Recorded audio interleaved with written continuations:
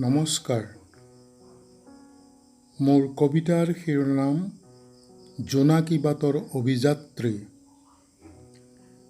জোনাকী বাটৰ অভিযাত্ৰী আমি আন্ধাৰ ফালি আগুৱাই যাম, কাংক্ষিত জ্যোতিৰ সন্ধান কৰিম, সুন্দৰৰ আৰাধনাই আমাৰ কাম।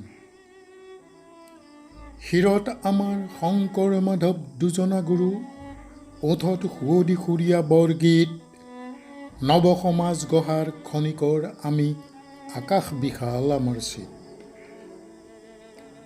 বিষ্ণুজ্যোতি আমাৰ পথ প্ৰদৰ্শক, বাহুত আমাৰ লাচিতৰ বল, আই অসমীৰ মুখ উজ্বলাই তুলিম, বোৱাম আমি প্ৰগতিৰ ঢল। গছকি খচকি মোহাৰি ভাঙিম, যত তেজ পিয়াৰ বিষ দাঁত, ধনী দুখীয়াৰ নাৰাখিম প্ৰভেদ, নাৰাখিম উচ্চ নিচ্চ জাত পাত।